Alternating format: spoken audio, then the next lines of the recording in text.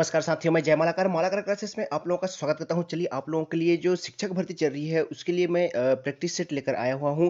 इसमें आपका सामान्य अध्ययन से संबंधित और जो सामाजिक विज्ञान से संबंधित क्वेश्चंस हैं ये आपके शिक्षक के लिए सामाजिक विज्ञान का काम करेगा और सहायक शिक्षक के लिए सामान्य अध्ययन जो 10 नंबर के प्रश्न होंगे उसके लिए काम आएगा। तो सारे क्वेश्चन जरूर कर लीजिएगा। आइए स्टार्ट करते हैं। पहला क्वेश्चन इस तरह से था। इसे पृथ्वी तल पर प्रथम क्रम से स्थलाकृत कहा जाता है किसको? द्वीप, महाद्वीप, पर्वत या फिर डेल्टा को किसको कहा जाता है? तो यहाँ पर जो सही आंसर लिया गया था वो ऑप्शन बी लिया गया था, महाद्वीप। ऑप्शन बी यहाँ पर सही आंसर है। पृथ्वी तल पर प्रथम क्रम की स्थलाकृति किसे कहा जाता है? तो महाद्वीप को कहा जाता है। याद रखिएगा, महाद्वीप को पृथ्वी तल पर प्रथम स्थलाकृति कहा जाता है। अगला देखिए, प्रयाग प्रशस्ति में निम्नलिखित में से किस गुप्त शासक के अभियानों का वर्णन किया जाता है? चंद्रगुप्त प्रथम, समुद्रगुप्त, चंद्रगुप्त द्वितीय या फिर स्कंदगुप्त? तो यहाँ पर जो सही आंसर है, प्रयाग प्रशस्ति अभिलेख में आपका समुद्रगुप्त का उल्लेख मिलता है। ऑप्शन बी यहाँ पर सही आंसर हो जाएगा। समुद्रगुप्त का जो है प्रयाग प्रशस्ति अभिलेख का संबंध है उसके, याद रखिएगा। ये प्रयाग प्रशस्ति अभिलेख किनका था? तो अशोक का था, उसको भी याद रखिएगा। ठीक है, देखते हैं अगला प्रश्न। देखिए 93 नंबर का प्रश्न जो है, अमीर खुसरो किस सूफी संत के शिष्य थे? अगला प्रश्न इस तरह से है, अमीर खुसरो किस सूफी संत के शिष्य थे? मोइनुद्दीन चिश्ती, शेख निजामुद्दीन औलिया, हमी हमीदुद्दीन नागौरी या फिर शेख कुतुबुद्दीन बख्तियार काकी? तो यहाँ पर जो सही आंसर है वो आपका ऑप्शन बी है। शेख निजामुद्दीन औलिया जो थे अमीर खुसरो के गुरु थे, ये याद रखिएगा। अमीर खुसरो किसके शिष्य थे? तो शेख निजामुद्दीन औलिया। ऑप्शन बी यहाँ पर सही हो जाएगा। आगे चलते हैं 94 नंबर का प्रश्न। राष्ट्रीय करिकुलम फ्रेमवर्क जो एनसीएफ 2005 है उसके अनुसार निम्नलिखित में से क्या सही है? जो सही है उसको बताना है आप लोगों को। एनसीएफ 2005 के अनुसार जो सही है उसको बताना है। यह एक जनप्रिय सोच है कि समाज शास्त्र एक अनुपयोगी विषय है। शिक्षक तथा विद्यार्थी दोनों ही इसकी विषय वस्तु को समझने में रुचि नहीं रखते। स्कूल के प्रारंभ से ही यह समझाया जाता है कि प्राकृतिक विज्ञान समाजशास्त्र से अच्छा है या फिर उपरोक्त सभी? तो यहाँ पर जो सही आंसर हो जाएगा 94 का करिकुलम फ्रेमवर्क वाला का, उसका सही आंसर हो जाएगा आपका ऑप्शन डी हो जाएगा, ऑल ऑफ एबव। ठीक है, तो यहाँ पर ऑप्शन डी बिल्कुल सही आंसर हो जाएगा 94 का। आगे चलते हैं अगला प्रश्न 95 नंबर का प्रश्न। देखिए 95 नंबर का प्रश्न इस तरह से है,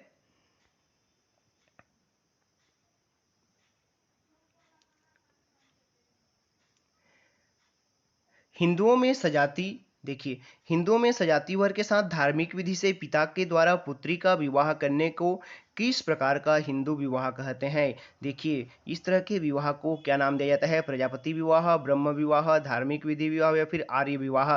तो इस तरह के विवाह को ब्रह्म विवाह कहा जाता है। ऑप्शन बी यहाँ पर सही आंसर हो जाएगा 95 नंबर का। आगे चलते हैं अगले प्रश्न की ओर। किस चट्टान में जीवाश्म नहीं पाया जाता है? कौन से चट्टान में जो है जीवाश्म नहीं पाया जाता है उसको बताना है आप लोगों को। अवसादी चट्टान, आग्नेय चट्टान, फिर कायांतरी चट्टान या फिर नन ऑफ द एबव? तो यहाँ पर जो सही आंसर है 96 का वो आपका ऑप्शन बी हो जाएगा। आग्नेय चट्टान पर जो है जीवाश्म नहीं पाया जाता है, बाकी सभी जो दिए हुए हैं उन पर जीवाश्म पाया जाता है। ठीक है, कौन सा पठार वर्तमान में हिम आवरण के नीचे है? देखिए कौन सा पठार है, ये आपके सहायक शिक्षक में इसी तरह के प्रश्न आपका सामान्य अध्ययन के जो 10 नंबर के होंगे उसमें पूछ सकता है। तो एक बार जरूर कर लीजिएगा इन सभी सोशल साइंस के प्रश्न को। तो आइए देखते हैं, ढक्कन का पठार, मेघालय का पठार, अंटार्कटिका का पठार या फिर कोलोरेडो का पठार? तो यहाँ पर जो सही आंसर है वो है आपका ऑप्शन सी हो जाएगा। यहाँ पर आर्कटिका का पठार, ऑप्शन सी बिल्कुल सही आंसर हो जाएगा। जल्दी जल्दी खत्म करते हैं, इसमें बहुत सारे प्रश्न हैं। इतिहास के व्याख्यानों में निम्नलिखित में से क्या आवश्यक नहीं है? जो आवश्यक नहीं है उसको बताना है। ऐसी ऐतिहासिक तथ्य, घटना तथा उनके सही कालक्रम, ऐतिहासिक तथ्यों तथा घटनाओं का सहसंबंध, ऐतिहासिक घटना का विश्लेषण या फिर सभी घटनाओं का सही तिथियां? तो यहाँ पर जो सही आंसर है 98 का वो ऑप्शन डी हो जाएगा। सही घटनाओं का सभी घटनाओं की सही तिथियां। ऑप्शन डी यहाँ पर बिल्कुल सही आंसर हो जाएगा 98 का। आगे चलते हैं 99 नंबर के प्रश्न पर। 99 नंबर का प्रश्न यहाँ पर देख सकते हैं, निम्नलिखित में से किस गवर्नर जनरल ने भारतीय राज्यों के लिए सहायक संधि की नीति, सहायक संधि का नीति किसने अपनाया? Warren Hasting, lord Cornwallis, lord Wellesley या फिर लॉर्ड मिंटो? इस तरह के प्रश्न आपको देखने को मिल सकते हैं आपके सहायक शिक्षक के लिए भी। तो यहाँ पर जो ऑप्शन ऑप्शन हो जाएगा ऑप्शन सी बिल्कुल सही हो जाएगा। लॉर्ड वेलेज़ली ने ही सहायक संधि की नीति अपनाई थी। आगे देखिए, मौलाना दाऊद द्वारा फारसी में रचित चंदायन का हिंदी अनुवाद, देखिए चंदायन का जो है हिंदी अनुवाद निम्नलिखित में से किस सूफी संत ने किया है? मोस्ट इंपॉर्टेंट लगा लीजिएगा। शेख हमीदुद्दीन नागौरी, शेख अब्दुल कुद्दुस गंगोही, या फिर शेख अब्दुल्ला सतारी, या फिर सैयद अली अ, हमदानी। तो यहाँ पर जो सही आंसर है 100 नंबर का वो ऑप्शन बी है, शेख अब्दुल कुद्दुस गंगोही जो है इन्होंने ही लिखा था चंदायन को, जो है सूफी संत जो है इन्होंने हिंदी में अनुवाद किया था। ठीक है, तो यहाँ पर ऑप्शन सी हो जाएगा 100 नंबर का। आगे चलते हैं। मुगलों की सार्वभौमिकता को सर्वप्रथम स्वीकार करने वाला निम्नलिखित में से किस राजपूत राज्य का शासक था? रणथंभौर, आमेर, मेवाड़, या फिर मारवाड़। तो यहाँ पर जो सही आंसर है 101 का वो ऑप्शन बी है, आमेर का। ठीक है, आमेर सर्वप्रथम मुगलों की जो अधीनता स्वीकार किया वो था आमेर का जो नवाब था, आमेर का जो शासक था उन्होंने किया था। ठीक है, वैदिक साहित्य के अनुसार मानव के जीवन में कितने प्रकार की ऋण होती है? 16, 3, 7, या फिर 1। तो यहाँ पर जो सही आंसर है वो आपका ऑप्शन बी हो जाएगा, 3 प्रकार की ऋण होती है। ठीक है, मातृ ऋण, पितृ ऋण और देव ऋण ऐसा कहा जाता है, ऋषि ऋण कहा जाता है। ठीक है, आगे चलते हैं अगले प्रश्न की ओर। देखिए, गीता का फारसी अनुवाद है ना, फारसी भाषा में अनुवाद किसने किया था? ठीक है, या फिर किसने कराया? अकबर, फैजी, फिरोज तुगलक, या फिर दारा शिकोह। तो यहाँ पर जो सही आंसर है वो ऑप्शन डी है, दारा शिकोह ने इसको हिंदी गीता का फारसी में अनुवाद किया था या फिर करवाया था। प्राथमिक चट्टान किसे कहा जाता है? आग्नेय, अवसादी, कायांतरित, या फिर निम्न में से कोई नहीं। तो यहाँ पर जो सही आंसर है वो ऑप्शन ए है, आग्नेय चट्टान को कायांतरित या फिर आग्नेय चट्टान को प्राथमिक चट्टान कहा जाता है, माफ कीजिएगा। आगे देखिए अगला प्रश्न। इस राज्य में निम्नलिखित में से किस स्थान पर फाल्गुन मास की पंचमी को मेला आयोजन किया जाता है? फाल्गुन मास की पंचमी को तुरतुरिया, दामाखेड़ा, खल्लारी, या फिर गिरौदपुरी। देखिए छत्तीसगढ़ से संबंधित भी प्रश्न इसमें समाहित हैं। तो यहाँ पर जो सही आंसर है वो ऑप्शन डी है, गिरौदपुरी में जो है फाल्गुन मास की पंचमी को मेला का आयोजन किया जाता है, गिरौदपुरी याद रखिएगा। इतिहास के स्रोतों के रूप में प्रस्तर लेखों को कक्षा में समझाने के लिए निम्नलिखित में से किसका उदाहरण दिया जा सकता है? धार्मिक भावनाओं में लगे दान अभिलेखों का, सरकारी भवनों में लगे आधारशिला पत्थरों का, ए और बी दोनों, या फिर उपरोक्त में से कोई नहीं। तो आप किसको दे सकते हैं? तो यहाँ पर ए और बी दोनों को दे सकते हैं, यानी कि ऑप्शन सी, धार्मिक स्थलों पर जो उद्घाटन समारोह पे जो लगा रहता है, ये इन्होंने उद्घाटन किया, ऐसे वाला सरकारी भवनों को भी लगा रहता है ना, इन्होंने उद्घाटन किया करके, तो उसको इन दोनों को दे सकते हो। ठीक है, आगे देखते हैं अगला प्रश्न। अगला प्रश्न इस तरह से है 107 नंबर का। निम्नलिखित में से किस भारतीय राज्य ने में ब्रिटिश ईस्ट इंडिया कंपनी ने रेसिडेंसी नियुक्त की नीति प्रारंभ की? कहाँ से? अवध, कर्नाटक, हैदराबाद, या फिर ग्वालियर। तो यहाँ पर जो सही आंसर है वो आपका ऑप्शन ए है, अवध से प्रारंभ किया। अवध से ही प्रारंभ किया था इन्होंने जो रेसिडेंसी की व्यवस्था है उसको। इस राज्य का निम्नलिखित में से कौन सा क्षेत्र काष्ठ कला के लिए प्रसिद्ध है? काष्ठ कला के लिए बस्तर, सरगुजा, रायगढ़, या फिर दुर्ग, राजनांदगांव। तो यहाँ पर जो सही आंसर है वो ऑप्शन ए है, काष्ठ कला आए तो बस्तर लगाइएगा। ठीक है, और घड़वा कला आए तो भी आपको बस्तर लगाना है। ठीक है, लेकिन झारा शिल्प आए तो आप वहां पर रायगढ़ लगा सकते हैं। आगे देखते हैं निम्नलिखित में से सुमेलित करना। यहाँ पर ये कॉन्स्टिट्यूशन का सवाल आ गया है, यहाँ पर देख सकते हैं कॉन्स्टिट्यूशन से सवाल है। इस तरह के प्रश्न भी आ सकते हैं, तो इनको भी एक बार देख लीजिएगा। स्वतंत्रता का अधिकार, शोषण के विरुद्ध अधिकार, स्वतंत्रता, धार्मिक स्वतंत्रता का अधिकार, सांस्कृतिक व शैक्षिक, यहाँ पर कौन सा अनुच्छेद है? ये कॉन्स्टी का क्वेश्चन है, इसको आप लोगों को सुमेलित करना है, और जो सही आंसर होगा, जो सही सुमेलित होगा वो यहाँ पर ऑप्शन डी हो जाएगा। 3, 4, 2, 1 के क्रम में आपको जमाना है, 3, 4, 2, 1 के क्रम में जमाना है। तो यहाँ पर देख सकते हैं स्वतंत्रता का अधिकार कौन देता है? तीसरा नंबर, यानी 19 से 22 में आ जाएगा। और शोषण के विरुद्ध अधिकार आ जाएगा 4, यानी कि 23 से 24 का अनुच्छेद है ना। और उसके बाद धार्मिक स्वतंत्रता देता है 25 और 28, 25 से 28 तक, और सांस्कृतिक व शैक्षिक अधिकार देता है 29 और 30। तो इस तरह से इसको ऑप्शन डी हो जाएगा। आगे चलते हैं अगला प्रश्न की ओर। अगला प्रश्न इस तरह से है आप लोगों के सामने। पराबैंगनी किरणों को वायुमंडल में किस परत द्वारा अवशोषित किया जाता है? क्षोभ मंडल, आयन मंडल, बहिर्मंडल, या फिर ओजोन मंडल। तो पराबैंगनी किरणों को आपको अवशोषित करता है ओजोन मंडल। तो यहाँ पर हो जाएगा 110 का ऑप्शन डी बिल्कुल सही आंसर हो जाएगा। आगे चलते हैं 111 नंबर के प्रश्न पर। यह राज्य किस अयस्क को पैदा करने में देश में अग्रणी है? कौन सा? लौह, टीन, हीरा, या फिर उपरोक्त में से कोई नहीं। तो याद रखिएगा, भारत में छत्तीसगढ़ एकमात्र ऐसा राज्य है जो जहाँ पर टीन का उत्पादन होता है, बाकी कहीं नहीं होता है। है, ठीक है। तो ये याद रखिएगा ऑप्शन बी। क्या होगा, मान लीजिए संविधान के अनुच्छेद 368 में संशोधन से संबंधित एक संशोधन विधेयक लोकसभा में विचाराधीन है। सदन में 270 सदस्य उपस्थित हैं। मतदान में समस्त उपस्थित सदस्य विधेयक के पक्ष में मतदान करते हैं। विधेयक पारित हो जाएगा, पारित नहीं होगा, राष्ट्रपति को संदर्भित किया जाएगा या फिर राज्यसभा को भेज दिया जाएगा। तो यहाँ पर जो सही आंसर है वो देखिए पक्ष में मत देते हैं। तो यहाँ पर 112 का जो सही आंसर लिया गया था वो पारित नहीं होगा लिया गया था। देखिए यहाँ पर ऑप्शन बी लिया गया था। एक बार प्रश्न देखिए, संविधान का अनुच्छेद 368 में संशोधन से यहाँ पर 368 बोल दिया है, इसीलिए सभी वो करेंगे फिर भी नहीं होगा बोला है। यहाँ पर ऑप्शन बी लिया गया है और ये फाइनल आंसर है जो व्यापम द्वारा लिया गया है, तो उसी को लगाना है आप लोगों को। आगे देखिए, एक गांव का सामुदायिक भवन उदाहरण है। सामुदायिक भवन किसका उदाहरण है? सामुदायिक एकता का, सामुदायिक विकास का, या फिर ए और बी दोनों, या फिर उपरोक्त में से कोई नहीं। तो यहाँ पर जो सही आंसर है वो ऑप्शन सी हो जाएगा, ए और बी दोनों का है। सामुदायिक एकता का भी और सामुदायिक विकास का भी क्या है उसका।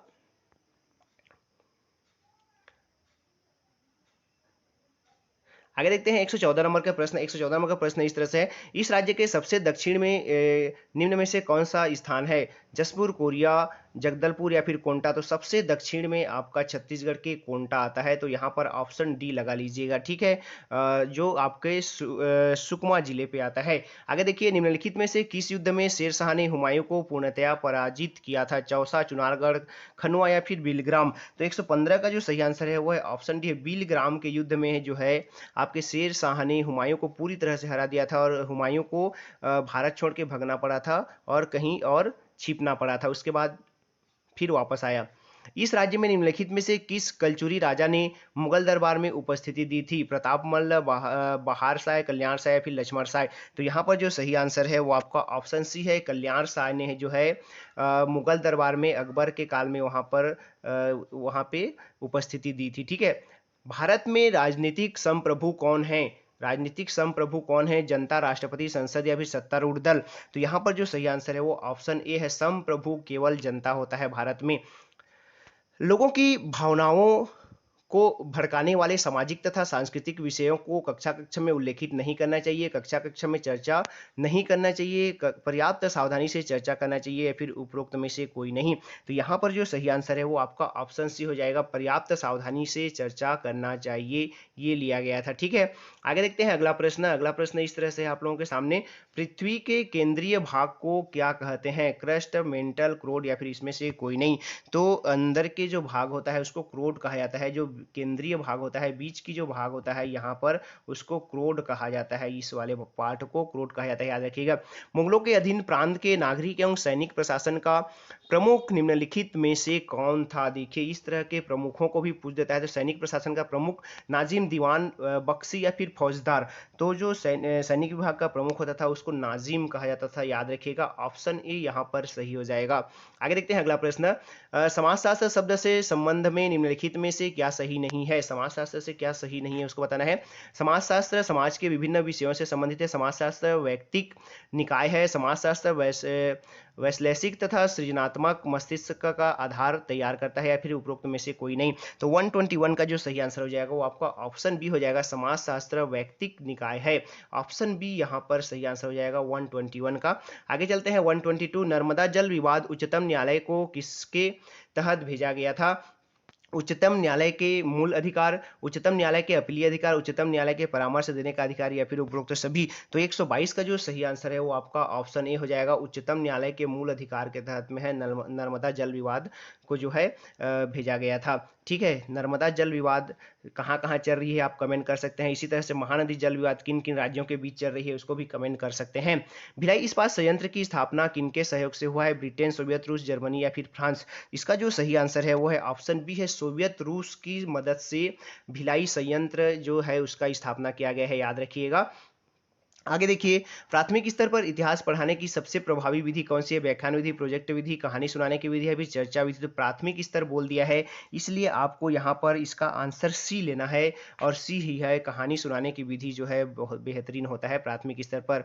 गुप्त साम्राज्य के पतन के लिए निम्नलिखित में से कौन सा गुण का प्रमुख कारण है, मुख्य कारण था। ठीक है, हुण आक्रमण, उत्तराधिकारी का युद्ध या फिर वाकाटकों का उदय या फिर उपरोक्त में से कोई नहीं। तो इसका जो सही आंसर है वो ऑप्शन ए है, हुणों का आक्रमण के कारण गुप्त साम्राज्य का पतन हो गया। ठीक है, गुप्त शासन का संस्थापक कौन था, ऐसे भी पूछता है तो श्रीगुप्त, याद रखिएगा। निम्नलिखित में से कौन सा पंचायती राज का एक स्तर नहीं है, पंचायती राज्य का स्तर नहीं है, उसको बताना है। ग्राम पंचायत, नगर पंचायत, जिला परिषद या फिर पंचायत समिति। तो यहाँ पर जो सही आंसर है वो ऑप्शन बी है, नगर पंचायत जो है पंचायती राज का जो है स्तर नहीं है, ये नगरीय निकाय का हो जाता है स्तर। ठीक है, आगे देखिए, 1857 के विद्रोह का तत्कालिक कारण निम्नलिखित में से कौन सा था? आर्थिक शोषण, प्रजातीय भेदभाव या फिर सामाजिक तनाव या फिर चर्बी वाले कारतूस। तो यहाँ पर जो सही आंसर थे वो ऑप्शन डी थे, चर्बी वाले कारतूस का उपयोग करने से मना कर दिया था मंगल पांडे ने, वहीं से जो है विद्रोह भड़कना चालू हो गया था। आगे देखते हैं अगला प्रश्न। भारत एक गणतंत्र है क्योंकि हम प्रतिवर्ष 26 जनवरी को गणतंत्र दिवस मनाते हैं। भारत में कोई पद वंशानुगत नहीं है, विभिन्न पद निर्वाचनों से भरे जाते हैं। भारत में संसदीय व्यवस्था है, राष्ट्रपति का पद निर्वाचन से भरा जाता है। गणतंत्र दिवस के लिए एक तिथि तय है। इसमें से जो सही है उसको चुनना है आप लोगों को। तो यहाँ पर जो सही ऑप्शन लिया गया था वो ऑप्शन सी को लिया गया था, 2, 3 और 5 जो है सही है। देखिए, 2, 3 और 5 जो है वो सही है।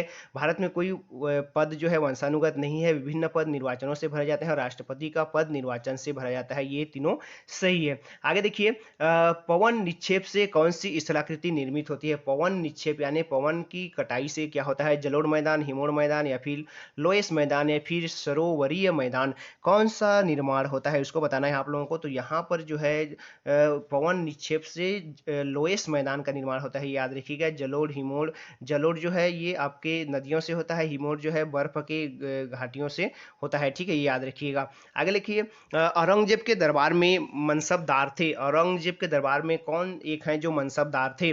जय सिंह, जसवंत सिंह या फिर सुजात खां या फिर उपरोक्त सभी।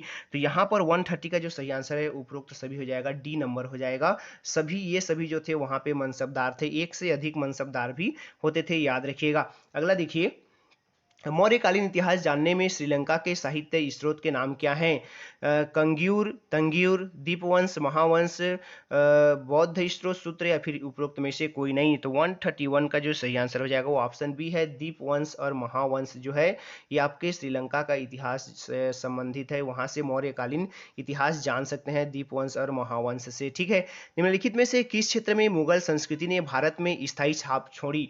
कौन सी मुगल संस्कृति है स्थायी छाप छोड़ी? मूर्ति शिल्प, स्थापत्य, संगीत या फिर चित्रकला। तो इसका जो सही आंसर है वो है ऑप्शन बी है, स्थापत्य कला ने है जो है मुगल संस्कृति की भारत में स्थायी छाप छोड़ी। इन्होंने बहुत ज़्यादा भवनों का निर्माण किया, बहुत ज़्यादा आर्किटेक्ट का काम किया। नगर पालिका परिषद के उपाध्यक्ष का त्यागपत्र कौन स्वीकार करता है? कलेक्टर, अनुविभागीय दंडाधिकारी, उप सचिव, नगरीय प्रशासन या फिर उप संचालक पंचायत। देखिए, नगर पालिका के लिए बोला गया है, उपाध्यक्ष का बोला गया है। तो यहाँ पर जो सही आंसर है वो है आपका ऑप्शन ए है, कलेक्टर को, वो है अध्यक्ष और उपाध्यक्ष नगर पालिका के कलेक्टर को ही अपना त्यागपत्र देते हैं। बाल्टिक पठार का महाद्वीप स्थित है। बाल्टिक पठार का महाद्वीप कहाँ पर स्थित है? अफ्रीका, यूरोप, एशिया और ऑस्ट्रेलिया। इस तरह से विश्व का, वर्ल्ड का भी जियोग्राफी का क्वेश्चन उठा देता है। कभी कभी एक आध प्रश्न देखने को मिल जाएंगे आप लोगों को, तो इससे घबराना नहीं है। इस तरह के प्रश्न अगर आपसे नहीं बनते तो इसको स्किप कर सकते हैं। यहाँ पर जो सही आंसर है वो ऑप्शन बी है, यूरोप में है। बाल्टिक का पठार कहाँ पर है? तो यूरोप पे है, याद रखिएगा। अगले प्रश्न की ओर बढ़ते हैं। एक ही घर में 3 पीढ़ियों के लोग एक साथ रहते हैं, ऐसे परिवार को कहा जाता है सामुदायिक परिवार, एकल परिवार, संयुक्त परिवार या फिर संगठित परिवार। तो इनको कहा जाता है संयुक्त परिवार, ऑप्शन सी हो जाएगा यहाँ पर 135 का। आगे चलते हैं 136 नंबर। निम्नलिखित में से किन जिलों में मैग्नीज पाया जाता है? छत्तीसगढ़ के कौन से जिले में मैग्नीज सर्वाधिक पाया जाता है? बस्तर तथा बिलासपुर, कोरिया तथा बस्तर, जसपुर तथा बिलासपुर या फिर जसपुर तथा कोरबा। तो यहाँ पर जो सही आंसर है वो ऑप्शन ए है, बस्तर और बिलासपुर में मैग्नीज का भंडार पाया जाता है, याद रखिएगा। मोस्ट इंपॉर्टेंट क्वेश्चन, कई बार रिपीटेड। कौन 2 प्रकार की शपथ लेता है? राष्ट्रपति, उपराष्ट्रपति, मंत्री या फिर स्पीकर। तो यहाँ पर 2 प्रकार की जो है जो शपथ लेते हैं वो होते हैं आपके मंत्री होते हैं। ठीक है, 2 प्रकार की शपथ लेते हैं। एक तो अपने जब लोकसभा सदस्य बनेंगे या फिर विधानसभा सदस्य बनेंगे उस टाइम एक शपथ लेंगे, और जब मंत्री पद ग्रहण करेंगे तब एक शपथ लेंगे। तो 2 शपथ लेते हैं जो मंत्री बनते हैं, ठीक है। आगे देखिए अगला प्रश्न देखते हैं। निम्नलिखित में से किस मुगल शासक के शासनकाल में भारत में तंबाकू की कृषि प्रारंभ हुई? हुमायूं, अकबर, जहांगीर या फिर शाहजहां? तो यहाँ पर देखिए जहांगीर याद रखिएगा। तंबाकू किसने लाया? तो जहांगीर ने लाया था। भारत में तंबाकू इससे पहले कोई जानता नहीं था, इन मुगलों ने ही तंबाकू लाया और आप लोग खाना स्टार्ट कर दिए। आगे देखिए अगला प्रश्न। भारत का संविधान संघात्मक है क्योंकि शक्तियों का विकेंद्रीकरण किया गया है, शक्तियों को 3 सूचियों में विभाजित की गई है, न्यायिक पुनर्विलोकन का प्रावधान है, संविधान में मौलिक अधिकारों का प्रावधान है, संविधान लिखित और कठोर है, अवशिष्ट शक्तियां केंद्र को दी गई है। तो यहाँ पर कूट में आंसर दिया गया है। तो जो सटीक और सही आंसर है वो है आपका ऑप्शन सी है, 1, 3 और 5, ठीक है। 1, 3 और 5 को यहाँ पर लेना होगा आप लोगों को। आगे चलते हैं अगला प्रश्न की ओर। म्यांमार में आए तीव्र भूकंप के कंपन कहाँ महसूस नहीं किया जा सकता है? अगर म्यांमार में भूकंप आए तो कहाँ पर महसूस नहीं किया जा सकता है? नई दिल्ली, कोलकाता, गुवाहाटी या फिर बेंगलुरु? तो इसका जो सही आंसर है वो आपका ऑप्शन डी है, बेंगलुरु पे जो है इसका कोई प्रभाव नहीं पड़ेगा। अगर भूकंप म्यांमार पे आए तो वहां तक जाते जाते क्या होती है, समाप्त हो जाती है उसकी तीव्रता बेंगलुरु तक, ठीक है। कर्नाटक तक जाते हुए समाप्त हो जाती है। भारत का संविधान कठोर है क्योंकि भारत का संविधान कठोर क्यों उसको बताना है। संशोधन प्रक्रिया कठोर है, विधायी प्रक्रिया सरल है, संशोधन प्रक्रिया और विधायी प्रक्रिया में अंतर है, संशोधन में राज्यों को भाग दिया गया है, संविधान में संशोधन प्रक्रिया का उल्लेख है, संशोधन में संसद के दोनों सदनों को समान अधिकार दिया गया है। तो यहाँ पर जो सही आंसर है वो है ऑप्शन बी है। यहाँ पर 1, 3 और 4 को लिया गया है। तो 1, 3, 4 देख सकते हैं। यहाँ पर एक में है संशोधन प्रक्रिया कठोर है और दूसरा संशोधन प्रक्रिया और विधायी प्रक्रिया में अंतर है, और आपका इस तरह से आगे चलते हैं। इस राज्य का मुख्य खाद्य है, मुख्य खाद्य क्या है? गेहूं, चावल, मक्का, ज्वार, ठीक है। तो यहाँ पर 142 का जो हो जाएगा सब मुख्य चावल क्या है हमारे छत्तीसगढ़ का? तो चावल, जिसको धान बोला जाता है, ठीक है। याद रखिएगा। 1857 की क्रांति का तत्कालिक प्रभाव निम्नलिखित में से क्या था? भारतीय राज्यों में एकता, कंपनी के शासन का अंत या फिर उत्तरदायी शासन का सूत्रपात या फिर उपरोक्त सभी? तो यहाँ पर जो सही आंसर है उसका ऑप्शन बी हो जाएगा, कंपनी के शासन का अंत करना ही इसका तत्कालिक प्रभाव था, ठीक है। आगे देखते हैं 144। अरावली किस प्रकार के पर्वत का उदाहरण है? अरावली कैसा पर्वत है? मोरदार पर्वत, भ्रंशोत्थ पर्वत या फिर अवशिष्ट पर्वत या फिर ज्वालामुखी पर्वत? तो यहाँ पर 144 का जो सही आंसर है वो ऑप्शन सी है, अवशिष्ट पर्वत है। अरावली कैसी पर्वत है? तो अवशिष्ट पर्वत है। इस राज्य का निम्नलिखित में से कौन सा व्यक्तित्व अच्युतोद्धार के क्षेत्र में पुरोगामी था? देखिए जिनको क्या कहा जाता था, तो ये इनको जो है आपका महात्मा गांधी, छत्तीसगढ़ का महात्मा गांधी भी कहा जाता था, ठीक है। और जिनको महात्मा गांधी ने अपना गुरु माना था तो वो कौन थे? तो पंडित सुंदरलाल शर्मा थे। यहाँ पर ऑप्शन ए हो जाएगा, ठीक है। आगे देखिए, सिंधु सभ्यता में किस स्थान पर बंदरगाह प्राप्त हुआ था? लोथल, कालीबंगा, हड़प्पा या फिर लरकाना? तो 146 का जो सही आंसर है वो है लोथल। वो बंदरगाह बोलेगा तो वहां पे लोथल याद रखिएगा। गुजरात का लोथल में जो है बंदरगाह मिला था आपके सिंधु सभ्यता का, और लोथल वर्तमान में गुजरात में है, ठीक है। 1857 के विद्रोह के दौरान निम्नलिखित में से कौन दिल्ली में भारतीय सिपाहियों का नेता था? दिल्ली में कौन था? तात्या तोपे, कुंवर सिंह, बख्त खां या फिर मौलवी अहमदुल्ला? तो यहाँ पर 147 का जो सही आंसर है वो है ऑप्शन सी है, दिल्ली में बख्त खां उसका केंद्र मतलब सिपाहियों का नेता था, ठीक है। आगे देखते हैं 148 नंबर के प्रश्न। प्राचीन भारत के व्यापारी निम्नलिखित में से किस देश से व्यापार करते थे? मिस्र, रोम, सिकंदरिया या फिर उपरोक्त सभी? तो इसका जो सही आंसर है वो है उपरोक्त सभी। इन सभी राज्यों से है, इन सभी देशों से है जो है व्यापार किया करते थे। आगे देखिए, वैदिक साहित्य के अनुसार जनता द्वारा राजा को दिए जाने वाले कर को कहा जाता था। वैदिक साहित्य में जो जनता क्या कहा जाता था? जनता जो कर देता था, टैक्स देता था, उसको क्या कहा जाता था? राजस्व, राजकर, बलि या फिर अंश? तो यहाँ पर 149 में जो है सही इसका आंसर जो है सी है, इसको बलि कहा जाता था, ठीक है। जो टैक्स दिया जाता था उसको बलि कहा जाता था, याद रखिएगा। अंतिम प्रश्न, बंबई से लौटते समय 9 अगस्त 1942 को निम्नलिखित में से किस स्थान पर इस राज्य के कांग्रेस नेताओं को गिरफ्तार कर लिया गया था? देखिए, मुंबई से 1942 को जब लौट रहे थे, भारत छोड़ो आंदोलन अभियान चल रहा था, उसी समय लौट रहे थे आपके बहुत सारे छत्तीसगढ़ के नेता तो उनको गिरफ्तार कर लिया गया था। कहाँ से? तो नासिक, मलकानपुर, पुलगांव या फिर नागपुर।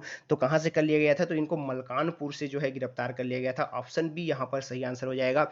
तो ये थे आपके सामान्य अध्ययन, आपके 10 नंबर जो यहाँ से कवर हो जाएंगे, और आपके जो सहायक शिक्षक के लिए 10 नंबर, और सहायक शिक्षक के लिए सामाजिक विज्ञान के जो है पार्ट हो जाएंगे। तो ये थे इंपॉर्टेंट क्वेश्चन। आई होप अच्छा लगा होगा। अच्छा लगा हो तो वीडियो को लाइक कीजिएगा, चैनल पर नए हैं तो चैनल को सब्सक्राइब कर लीजिएगा। जय हिंद, नमस्कार।